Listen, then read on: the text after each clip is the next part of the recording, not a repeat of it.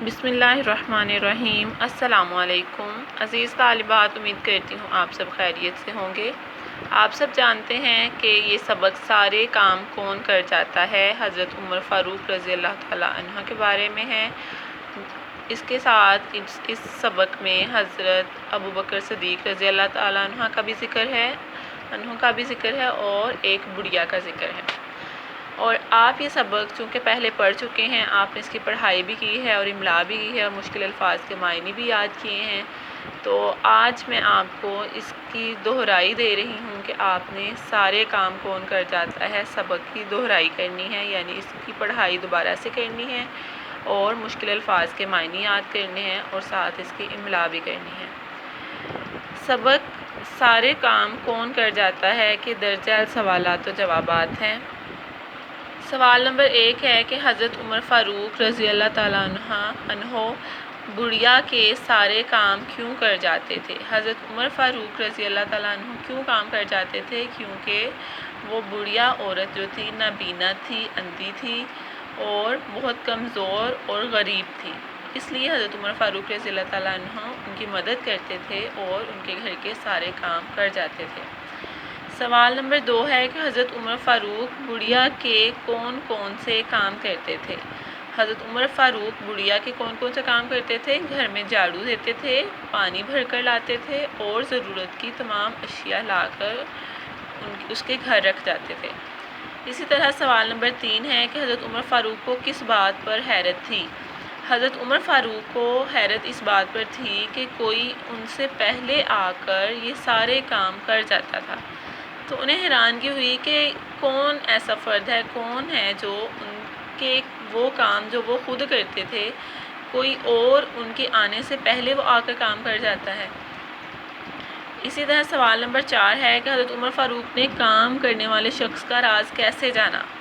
اب اس شخص کے راز کو جاننے کے لیے انہوں نے کیا کیا کہ وہ دروازے کے پاس چھپ کر کھڑے ہو گئے، یعنی انہوں نے اس رات اس آدمی کا انتظار کیا جو کام چھپ کے کر کے جاتا تھا، دروازے کے پاس چھپ کر کھڑے رہنے سے، یعنی کہ حضرت عمر فاروق دروازے کے پاس چھپ کر کھڑے رہے اور اس شخص کا انتظار کیا، جب وہ سارے کام کر کے چلا گیا تو اسے پہچان لیا۔ اب سوال نمبر 5 ہے کہ حضرت ابوبکر صدیق نے بڑھیا کے کاموں کی ذمہ داری کیوں اٹھا لی تھی؟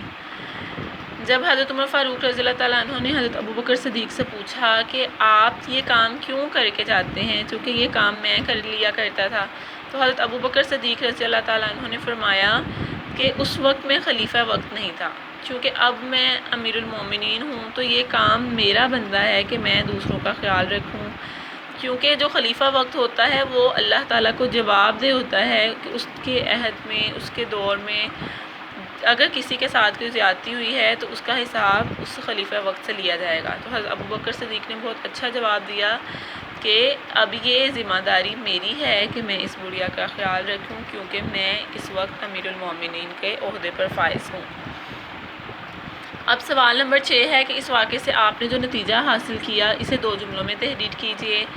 آپ جانتے ہیں ہم یہ سبق اخذ کر سکتے ہیں، اسے نتیجہ اخذ کر سکتے ہیں کہ جب کوئی عہدہ بڑا ہو جاتا ہے تو اس کے فرائض بھی بڑھ جاتے ہیں، یعنی کسی کو عہدہ ملنے سے ہمارے فرائض بھی بڑھ جاتے ہیں، ہمیں دوسروں کا خیال پہلے سے زیادہ رکھنا پڑتا ہے، یعنی حقوق کے ساتھ فرائض میں بھی اضافہ ہو جاتا ہے۔ تو ہم اس سبق سے یہ نتیجہ اخذ کر سکتے ہیں کہ ہمیں اپنا ہر کام ایمانداری سے کرنا چاہیے اور پوری لگن سے کرنا چاہیے، اور کسی کو بھی اس کام میں مشکلات اگر پیش آ رہی ہوں تو ان کی مدد کرنی چاہیے تاکہ وہ اپنا کام آسانی سے کر سکیں، کیونکہ آسانیاں بانٹنا بھی ایک نیکی ہے، جس طرح حضرت ابوبکر صدیق نے بڑھیا کا کام کیا اور حضرت عمر فاروق کا بھی کام بانٹ لیا۔ امید کرتی ہوں کہ آپ کو آج کے سبق کی بہت اچھی طرح سے سمجھ آ چکی ہوگی۔ اب آپ نے یہ کرنا ہے کہ سبق کی پڑھائی کرنی ہے، مشکل الفاظ کے معنی اور املا اور درج سوالات کے جوابات لکھنے ہیں۔ یہ آپ کی دہرائی ہے، یعنی آپ نے یہ تمام کام پہلے آپ نے کیے ہوئے ہیں اور یہ کام آپ بہت آسانی سے کر سکتے ہیں، اس لیے آپ یہ کام خود کریں گے، یعنی ان سوالات کے جوابات لکھ کے دیکھیں گے اور املا لکھیں گے، یاد کریں گے اور سبق کی پڑھائی کریں گے۔ امید کرتی ہوں آپ یہ کام بہت اچھے طریقے سے کر سکیں گے۔ اپنا خیال رکھیے۔ اللہ حافظ۔